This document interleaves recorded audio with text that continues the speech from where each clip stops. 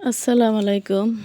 আপনারা যারা জানেন না তাহিয়াতুল ওযু নামাজ কাকে বলে, তো তাহিয়াতুল ওযু নামাজ ওযু করার পর অঙ্গ শুকানোর আগেই ২ রাকাত নফল নামাজ পড়া উত্তম। এই নামাজকে তাহিয়াতুল ওযু বা শুকরুল ওযু বলা হয়। এই নামাজের অনেক ফজিলত, এমনকি এই নামাজ আদায়কারীর জন্য জান্নাত ওয়াজিব হয়ে যাওয়ার কথাও সহিহ হাদিসে বর্ণিত হয়েছে। বুখারী ও মুসলিম শরীফের হাদিসে আছে, রাসূল সাল্লাল্লাহু আলাইহি সাল্লাম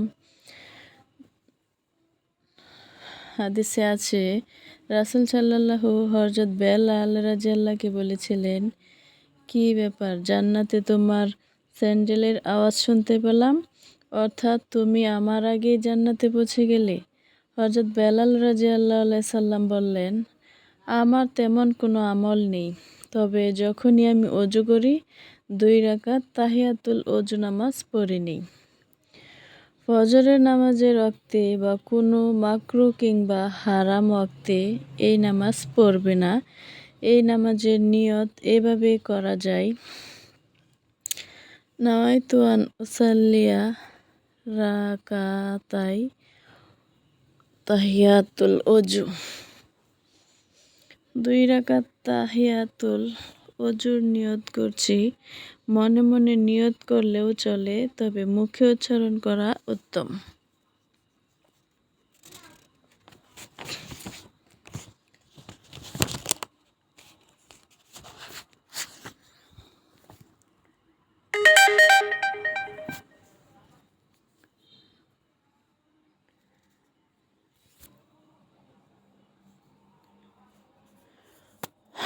আওয়াবিন নামাজ: মাগরিবের ফরজ এবং সুন্নতের পর কমপক্ষে ৬ রাকাত এবং সর্বাপেক্ষা ২০ রাকাত নফল আওয়াবিনের নামাজ বলা হয়। হাদিসে এই ৬ রাকাত আওয়াবিনের ফজিলত ১২ বৎসর ইবাদত করার সওয়াব অর্জিত হওয়ার কথা বর্ণিত আছে। অপর এক হাদিসে ২০ রাকাত পড়লে আল্লাহ তাআলা তার জন্য জান্নাতে একটা ঘর তৈরি করবেন বলা হয়েছে। ২ রাকাত আওয়াবিনের নিয়ত বাংলায় বলতে পারেন, ২ রাকাত আওয়াবিনের নিয়ত করছি।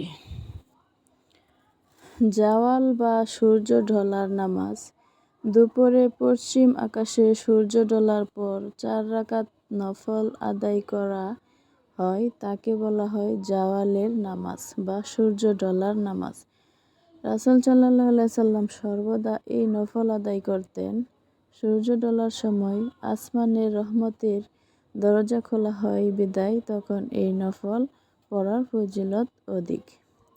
রাসূল সাল্লাল্লাহু এক সাল্লামেই এই ৪ রাকাত নফল আদায় করতেন। ৪ রাকাত জাওয়াল নামাজের নিয়ত বাংলায় বলতে পারেন, ৪ রাকাত জাওয়াল নামাজের নিয়ত করছি। তো চাশতের নামাজ: আনুমানিক ৯টা থেকে ১০টার দিকে যে নফল নামাজ পড়া হয় তাকে সালাতুজ জুহা বা চাশতের নামাজ বা আওয়াবিনের নামাজও বলা হয়। এই নামাজ ২ রাকাত করে পড়লে তাকে গাফেলদের তালিকাভুক্ত করা হয় না। ৪ রাকাত পড়লে তাকে আবিদিন বা ইবাদতকারীদের তালিকাভুক্ত করা হয়। ৬ রাকাত পড়লে ওই দিন তার নফল ইবাদতের জন্য যথেষ্ট হয়ে যায়। ৮ রাকাত পড়লে আল্লাহ তাকে আনুগত্যকারীদের তালিকাভুক্ত করেন, আর ১২ রাকাত পড়লে আল্লাহ তাআলা তার জন্য জান্নাতে একটা ঘর তৈরি করেন। সুবহানাল্লাহ।